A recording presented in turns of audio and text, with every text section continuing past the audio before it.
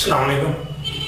आज हम chapter 5 start करेंगे। चैप्टर 5 में जो है वो पार्ट 1 स्टार्ट करेंगे। इसमें जो पहले जो टॉपिक्स हैं वो angular displacement, angular velocity and acceleration, इसको हम विद कंपैरिजन जो है वो डिस्कस करेंगे ताकि आपको आइडिया हो जाएगी कि किस तरह आप जो है इसको देख सकते हैं।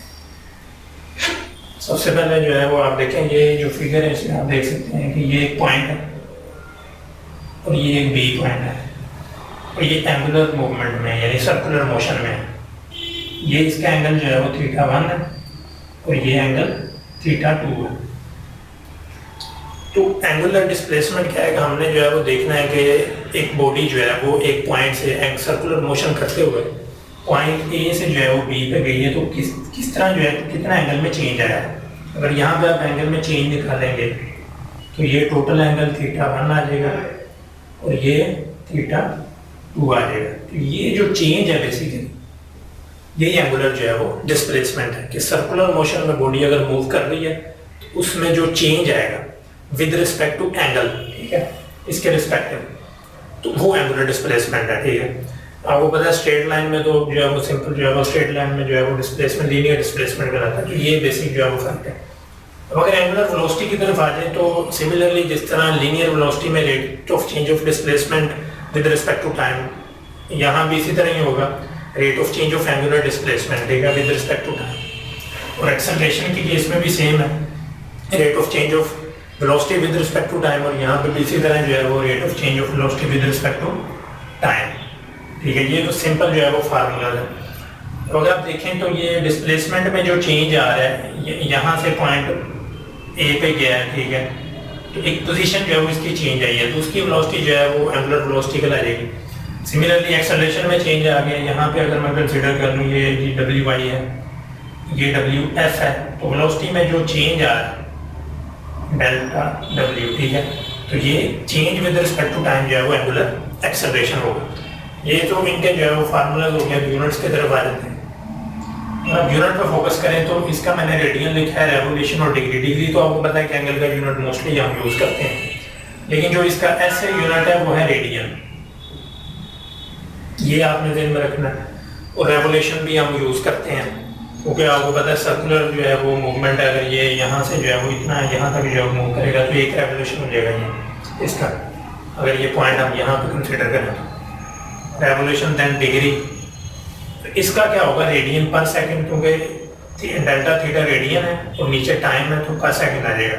रेवोल्यूशन पर सेकंड पे यूज हो सकता है। अल्फा की तरफ आ जाए, मीन टू से angular acceleration, delta W radian पर सेकंड है और नीचे टाइम है तो ये रेडियन डेल्टा डब्ल्यू का जो आ जाएगा रेडियन पर सेकंड, नीचे फिर सेकंड टाइम का, तो ये रेडियन पर सेकंड स्क्वायर, तो ये एक्सेलरेशन का जो है वो यूनिट आ जाएगा। अब डायरेक्शन की बात कर लें तो डायरेक्शन को, इनकी डायरेक्शन जो है वो long the axis of rotation है। फॉर एग्जांपल अगर आप ये मार्कर है इसको आप एक्सिस कंसीडर कर लें तो बॉडी जो है वो इस तरह रोटेट कर रही है, ठीक है, एंटी क्लॉकवाइज। तो आपने अपने हैंड से जो राइट हैंड है आपने इस तरह सिंपल जो है वो ये जो फिंगर्स हैं इनको कर्ल करना है और ये जो अंगूठा है, ठीक है, ये इनकी डायरेक्शन को जो है वो शो करेगा तीनों क्वांटिटीज को, ठीक है। लेकिन अगर मोशन जो है वो इस तरफ है क्लॉकवाइज तो देन ये देखें अंगूठा जो है वो डाउनवर्ड है, लेकिन अलोंग दी एक्सिस ही है, ठीक है, तो डायरेक्शन जो है वो always along the axis of rotation है तीनों क्वांटिटीज की, ठीक है। ये भी आपको आइडिया हो जाएगा। तो ये जो है आप बेसिकली राइट हैंड जो है वो रूल भी इसको कहते हैं। डायमेंशन की तरफ आ जाए तो आपको पता है जो एंगुलर डिस्प्लेसमेंट है ये ऊपर भी लेंथ है नीचे भी लेंथ है, तो ये डायमेंशनलेस क्वांटिटी है यानी इसकी डायमेंशन कोई नहीं है, ठीक है। लेकिन अगर आप एंगुलर वेलोसिटी की तरफ आ जाए तो उसकी डायमेंशन क्या होगी, delta theta divided by T, इसकी तो कोई डायमेंशन नहीं है, इसका यूनिट जो है वो सेकंड है, तो ये s-1 हो जाएगा जो कि t-1, ये इस तरह जो है वो इसकी डायमेंशन आ जाएगी t-1। सिमिलरली एक्सेलरेशन की जो है वो t-2, क्योंकि उसका वो पता है कि रेडियन पर सेकंड स्क्वायर है, तो ये डायमेंशन का जो है इससे आपको आइडिया हो जाएगा, ठीक है। फर्दर जो एंगुलर डिस्प्लेसमेंट में आपने चीज़ें देखनी है वो हम देखते हैं कि उसमें कुछ इंपॉर्टेंट चीज़ें हैं। देन इनका रिलेशन है आपस में एंगुलर वेलोसिटी एंड एक्सेलरेशन, उसको देखेंगे उसमें किस तरह के क्वेश्चंस वगैरह जो है वो जनरेट हो सकते हैं।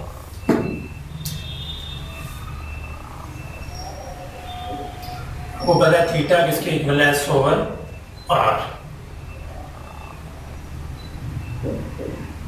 ये पॉइंट ए है और ये पॉइंट बी है। ये तो बस हमने डायग्राम बना दी, इसको आप एंगल शो कर दें, थीटा 1 ये थीटा 2। लेकिन अगर आप ये देखें कि ये पॉइंट यहाँ से लेके ये पूरा सर्कल यानी एक राउंड जो है वो कंप्लीट करता है, तो देन ये जो है वो 2 पाई आर आ जाएगा। क्योंकि आपको पता है पूरा सर्कल का राउंड जब कंप्लीट करें तो वो सर्कमफ्रेंस होता है जो कि 2 पाई आर के इक्वल है।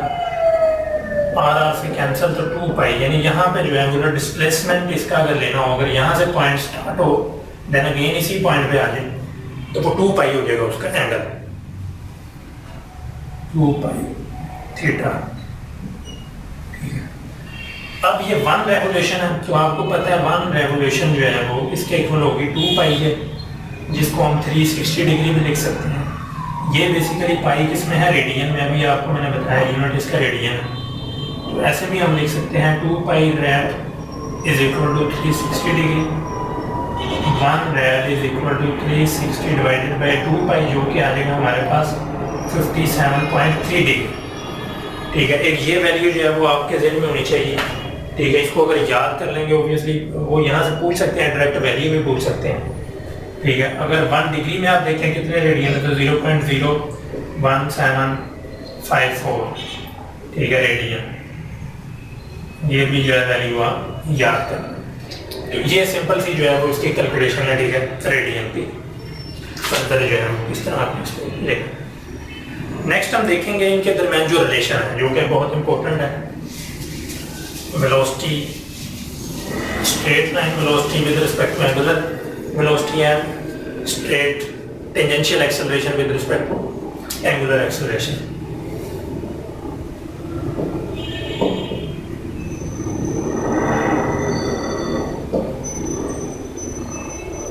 Linear velocity and angular velocity, ये हेडिंग है टॉपिक की। ये आप देख रहे हैं कि ये बॉडी जो है वो मूव कर रही है सर्कल में। ठीक है, इसका ये पॉइंट है, अगर इसकी लीनियर वेलोसिटी लेनी हो तो वो लॉन्ग दी टेंजेंट आएगी। ठीक है, ऑब्वियसली ये एक्सिस है इसका, तो इसके लॉन्ग जो है वो इसकी एक एंगुलर वेलोसिटी भी है। ठीक है, इनका आपस में जो रिलेशन है वो है v is equal to r omega. ये कहाँ से आता है आपको पता है, s is equal to r theta. अगर दोनों तरफ t से आप डिवाइड करेंगे तो ये जो है v के इक्वल आ जाएगी, और ये अभी आपने स्टडी की है इसके इक्वल आ जाएगा ओमेगा की एंगुलर वेलोसिटी के। ठीक है, ये रिलेशन आ गया एक। अगर इसको फर्दर आप प्रोसीड करें, दोनों को t से डिवाइड करेंगे तो ये किसके इक्वल आ जाएगा, एक्सेलरेशन के at, टेंजेंशियल एक्सेलरेशन, और ये जो है वो ओमेगा ओवर टी अल्फा। ठीक है, एंगुलर एक्सेलरेशन। तो ये भी एक रिलेशन आ गया आपके पास, ये भी आ गया, ये भी आ गया, ये ऑलरेडी आपको आता है। तो ये सिंपल जो है वो रिलेशन है। ठीक है, आपने इनके फार्मूला जो है वो टिप्स पे रखने हैं। ठीक है, दूसरा ये है कि आपको पता है ये v is equal to r omega, s is equal to r theta. ठीक है, at is equal to r alpha. ठीक है, ये रेडियस पे जो है वो डिपेंड कर रहे हैं। ठीक है, तीनों जो है वो क्वांटिटीज है, रेडियस है। ये इसमें आपको कोई भी इसकी value they they for example. ठीक है, ये v की वैल्यू दे दे और रेडियस फाइंड करें, देन अगर रेडियस की दे दे, इसकी दे दे, v फाइंड करें। सेम यहाँ पे मतलब छोटे छोटे न्यूमेरिकल्स बन सकते हैं। मेरे भी बुक में कोई न्यूमेरिकल कुछ फार्मूलाज में ना हो, लेकिन ये क्या पॉसिबल है कि वो सिंपल न्यूमेरिकल अपनी तरफ से स्टेटमेंट दे के जो है वो दे सकते हैं। तो ये आपकी ग्रिप में होने चाहिए और आपको पता होना चाहिए ये क्या चीज़ है, ये क्या है, ये क्या है, ताकि स्टेटमेंट में आप इजीली जज कर लेंगे किस तरह ऑपरेट करना है। ये इनके दरमियान जो है वो रिलेशन की बात हो गई है। जो नेक्स्ट हमारा टॉपिक है वो है इक्वेशंस ऑफ एंगुलर मूवमेंट्स। आपने लीनियर मोशन की जो है वो इक्वेशंस पढ़ी हैं, सेम जो है वो उसी तरह इनको अगर मैं विद कंपैरिजन अगर आपको बताऊं तो आपने विद कंपेयर करके जो है इनको मैं v f is equal to v i plus a t, ये फर्स्ट इक्वेशन है, 2as वी एफ का स्क्वायर माइनस वी आई का स्क्वायर। ये आमतौर पर हम थर्ड इक्वेशन इसको कहते हैं, लेकिन ये भी एक स्ट्रेट लाइन में जब बॉडी यूनिफॉर्म मोशन के साथ मूव कर रही है तो हम यूज़ करते हैं। फिर है S V I T of A T का स्क्वायर। यहाँ पे आप देख रहे हैं कि लीनियर वेलोसिटी है, लीनियर एक्सेलरेशन है, लेकिन जब एंगुलर के केस में आ जाएगा तो ये इस तरह जो है वो रिप्लेस हो जाएगी। वेलोसिटी जो है वो एंगुलर वेलोसिटी के साथ और एक्सेलरेशन एंगुलर एक्सेलरेशन के साथ। ये जो है वो डिस्प्लेसमेंट है, तो ये थीटा में चेंज हो गया। सेम जो है वो यहाँ पे ये theta is equal to omega i t half alpha t का स्क्वायर। तो ये जो है वो इक्वेशंस के जो है वो कन्वर्जन विद कंपैरिजन जो है वो है किस तरह चेंज हो रहा है। बिल्कुल सिंपल चीज़ है, लेकिन ये आप वैसे भी कर सकते थे विदाउट पता है, लेकिन मकसद ये है कि इन पे क्वेश्चंस बन सकते हैं। ठीक है, आपको वी आई दे दी जाएगी, वी एफ में भी वो कहीं भी बॉडी मूव कर रही है इतनी भी डब्ल्यू आई वेलोसिटी से, डब्ल्यू एफ जो है वो उसकी जीरो है। ठीक है, स्टॉप की है उसको हमने, उसका एक्सेलरेशन फाइंड करें विद इतना टाइम है। ठीक है, तो इस तरह के क्वेश्चंस आ सकते हैं। तो जितनी आपकी प्रैक्टिस फार्मूलाज होगी आप उतनी जल्दी जो है वो क्रिएट कर सकेंगे। तो ये इक्वेशंस की वजह से बात होगी। नेक्स्ट है सेंट्रीपिटल फोर्स। ये भी बड़ा इंपॉर्टेंट टॉपिक है ईकार्ड के पॉइंट ऑफ व्यू से। सेंट्रीपिटल फोर्स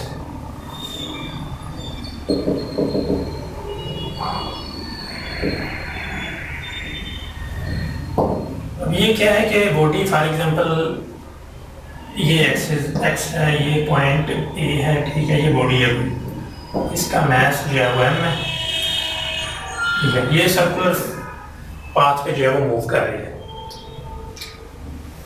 अब ये ऐसे ही नहीं मूव कर सकती क्योंकि इसको कोई फोर्स है जो कि सर्कुलर पाथ में इसकी मोशन को जो है वो मेंटेन किए हुए है। वो जो फोर्स है बेसिकली वो सेंट्रीपिटल फोर्स है, यानी वो नेसेसरी है इसके लिए। अदरवाइज ये ऑब्जेक्ट जो है वो अगर सेंट्रीपिटल फोर्स नहीं होगी तो ये ऑब्जेक्ट सर्कुलर पाथ में मूव नहीं करेगा।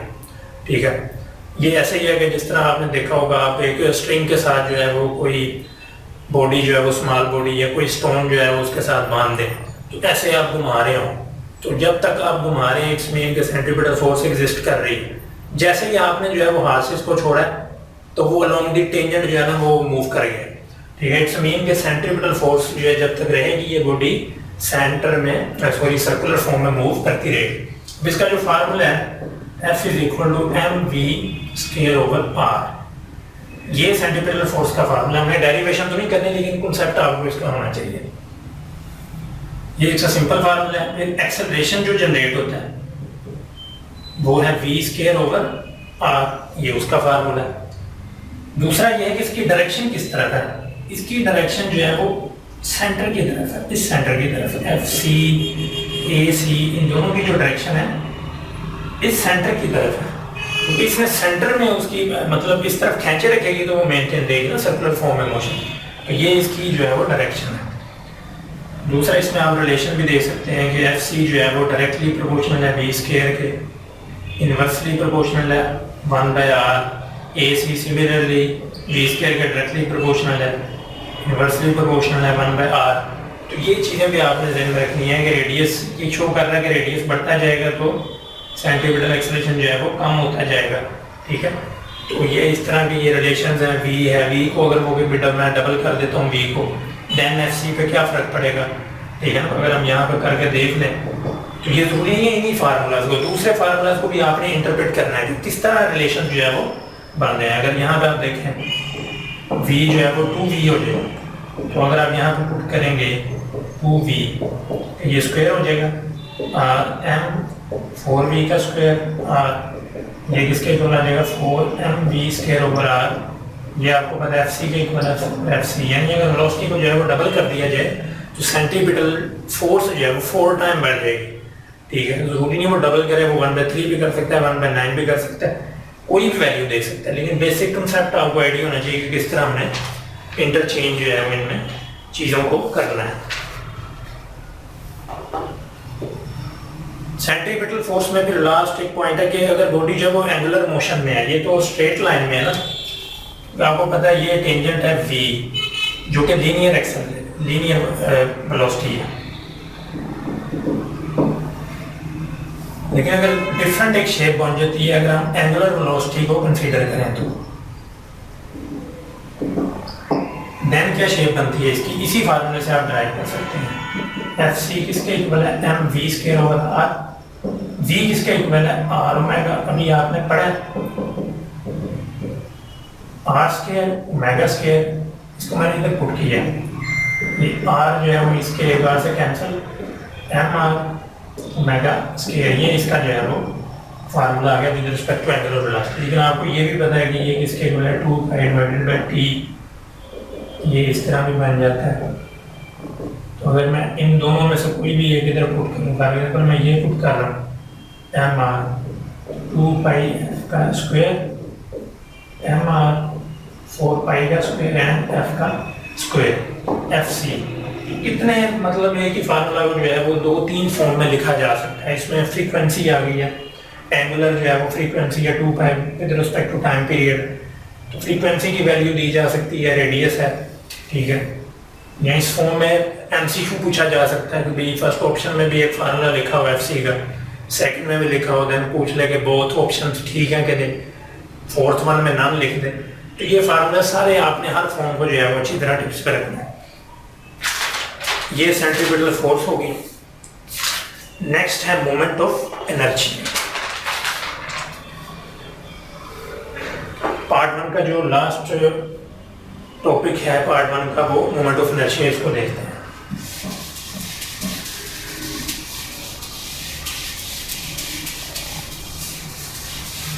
मोमेंट की बात आ गई है तो मोमेंट आपने चैप्टर 2 में पढ़ा था कि टर्निंग इफेक्ट जहां पे भी आ जाए तो मोमेंट उसको हम कहते हैं। लेकिन ये कह रहे हैं कि मोमेंट ऑफ इनर्शिया,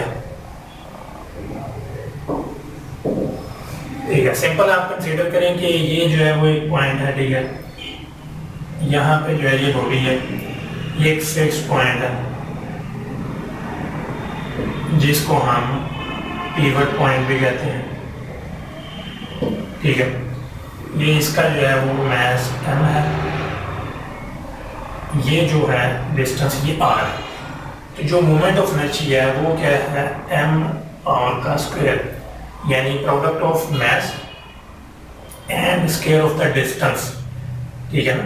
वो डिस्टेंस जो P1 पॉइंट से इस बॉडी तक का है उसके स्क्वायर के इक्वल है, ठीक है। अब यहाँ से आप यूनिट भी फाइंड कर सकते हैं, मास का kg है, इसका मीटर स्क्वायर डायमेंशन भी आ जाएगी, मतलब सिंपल चीज़ें हैं, ठीक है। ये तो हो गया इसका फार्मूला मोमेंट ऑफ इनर्शिया का। अब फर्दर जो इसकी डिफरेंट फॉर्म्स आती हैं, ठीक है, जो कि डायरेक्ट करके आती है। ये डायरेक्ट मैंने जो है वो फार्मूला लिखा है, लेकिन असल में तो ये बॉडी जो है वो सर्कुलर फॉर्म में मूव कर रही है, और यहाँ पे आप फोर्स लगाएंगे यार, इस तरह जो है ये मूव करना शुरू हो जाएगी, और इसमें टेंजेंशियल एक्सेलरेशन भी जनरेट होगा, ठीक है, और एंगुलर एक्सेलरेशन भी जनरेट होगा, दोनों केसेस आ जाएंगे। अगर आप लीनियर को कंसीडर करें तो ये फार्मूला ऑलरेडी आपने पढ़ा हुआ, F = ma/t। आगे क्या होगा, क्योंकि जब मोमेंट की बात आ रही है तो इट्स मीन टर्निंग इफेक्ट है, ठीक है, यानी टॉर्क जनरेट होगी। अगर मैं इधर भी r से मल्टीप्लाई कर दूँ, इधर भी r से मल्टीप्लाई कर दूँ, ये a t बन जाएगा। तो ये आपको पता है इसकी टॉर्क है m/a/t, ये इसकी एक फॉर्म बन गई है। लेकिन आपको पता है कि जो ये जो टेंजेंशियल एक्सेलरेशन है ये किसके इक्वल है, r अल्फा। टेंजेंशियल एक्सेलरेशन का ये रिलेशन हमने स्टडी किया था, देन इसको भी रिप्लेस करना है। ये m/r² अल्फा आ जाएगा, किसके इक्वल आ गया, i अल्फा। ये भी इसकी एक शेप है, ये भी इसकी एक शेप है, ठीक है। तो ये इसका जो है वो आई बेसिकली क्या है, मोमेंट ऑफ इनर्शिया, जो कि ऑलरेडी मैंने आपको यहाँ पे बता दिया डायरेक्ट, ठीक है। ये जो टर्निंग इफेक्ट है इसको हम टॉर्क कहते हैं। अब इसमें कुछ चीज़ें अगर आप ध्यान में रखेंगे, टॉर्क जो है वो इसके इक्वल है, इस पर न्यूमेरिकल्स वगैरह भी जनरेट हो सकते हैं कि टॉर्क जो है वो किसके इक्वल है, आई अल्फा के। यहाँ पे जो है अगर आप देखें आई इधर ले आए, अल्फा इधर है, तो इसका क्या मतलब है, इसका मतलब ये है कि ये आई जो है मोमेंट ऑफ इनर्शिया m/r² है। अगर r बढ़ता जा रहा है तो अल्फा जो है वो कम होता जाएगा, ठीक है। अगर r जो है वो ज़्यादा है, ठीक है, कम हो रहा है, तो अल्फा जो है वो बढ़ता जाएगा, इनवर्स रिलेशन है, ठीक है। मतलब सिंपल ये ध्यान रखें कि ये r है और एक बॉडी है, और इसको मैं ऐसे ले लूँ, इसका ये आर है, ये कम है आर, अल्फा ज़्यादा होगा, ये ज़्यादा है आर, अल्फा जो है वो कम होगा, इसका अल्फा ज़्यादा होगा।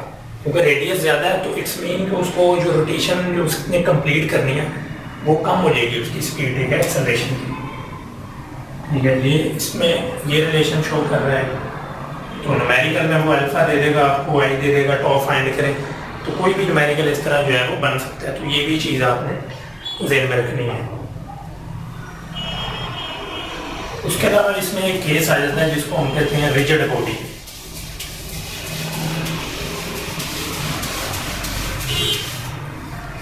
अब डेरिवेशन की हुई है बुक पे, लेकिन डेरिवेशन पे तो हमने फोकस नहीं करना, लेकिन मेन जो कंसेप्ट है वो आपको मैं बता देता हूँ कि रिजिड बॉडी है। फॉर एग्जांपल ये पॉइंट हम ले लिए, एक ये मैस M1 है, एक ये M2 आ गया, ये इधर M3 आ गया। अब आप देख रहे हैं कि R तीनों का जो है वो वेरी कर रहा है इस बॉडी के अंदर, लेकिन जो एंगुलर एक्सेलरेशन है वो तो आपको पता है कि उसकी डायरेक्शन तो अलोंग द एक्सिस है। तो जब ये बॉडी मूव करेगी तो वो तो सब के लिए जितने भी मैसेज होंगे वो तो सब के लिए सेम है, कांस्टेंट है, वो वेरी नहीं कर रहा। वेरी आप देख रहे हैं कि इसकी डायरेक्शन जो है वो अलोंग द एक्सिस है। ठीक है, तो पॉइंट्स उसके अंदर ही कंपोज हैं, तो हम पूरी बॉडी को देख रहे हैं तो सेम और कांस्टेंट होता है अल्फा। ठीक है, ये एक पॉइंट था रिजिड बॉडी के लिहाज से जो कि आपने ज़हन में रखना है। नेक्स्ट बुक पे अगर आप देख रहे हो कुछ डिफरेंट किस्म की जो है वो फॉर्म्स हैं जिनके मूवमेंट ऑफ इनर्शिया जो है वो दिए हुए हैं, वो यहाँ पे मैं लिखता हूँ और थोड़ा सा आइडिया देता हूँ आपको किस तरह उसमें वेरिएशंस हो सकती हैं एमसीक्यू के पर्सपेक्टिव से। अगर आप थिन रोड को देखें, थिन रोड उसका मूवमेंट ऑफ इनर्शिया वो लिख रहा है ये, यानी ये थिन रोड है और ये उसकी जो है वो लेंथ है, लेंथ को ले रहा है। ठीक है, देन आगे जो है वो सिमिलरली है वो उसका जो है मोमेंट ऑफ इनर्शिया जो है वो ले रहा है। ठीक है, ये आ जाएगा सिमिलरली आगे सिलेंडर का है, ये M r स्क्वायर है, देन सिलेंडर, या इसको डिस्क भी कह सकते हैं, ये है, और स्फीयर का। ठीक है, ये डिफरेंट फॉर्म्स हैं जो कि आपने टिप्स पे रखनी है और अच्छी तरह इनको याद करना है। मतलब आपको वो कह सकते हैं कि भी थिन रोड का मोमेंट ऑफ इनर्शिया क्या होगा जब मास जो है वो 1 kg है और लेंथ जो है 1 मीटर है, तो ये तो फिर हो जाएगा 1/12, ये 12 है, 1/12 आ जाएगा आंसर। लेकिन अगर आपने अच्छी तरह याद किया और स्टेटमेंट को गौर से नहीं पढ़ा तो आप फौरन जो है मे भी इस पर टिक कर दें, जो कि अच्छी चीज़ मतलब गलत हो जाएगा आपका। ये जो है 1/12 इसका आंसर है। सिमिलरली यहाँ पे भी कह सकता है कि मैस कितना है 1 kg है, रेडियस 1 मीटर है, तो क्या हो जाएगा 1 आ जाएगा। कोई भी वेरिएशन आ सकती है, मैस 2 kg 3 kg 4 kg, तो ये फार्मूला जो है आपकी टिप्स पे होना चाहिए, बहुत इंपॉर्टेंट है। कोई भी एमसीक्यू जो है वो यहाँ से जनरेट हो सके। यहाँ तक जो है वो पार्ट 1 था। नेक्स्ट इंशाल्लाह फर्दर जो टॉपिक्स हमको हम पार्ट 2, 3 और 4 में इस तरह जो है वो कवर करेंगे। Thank you.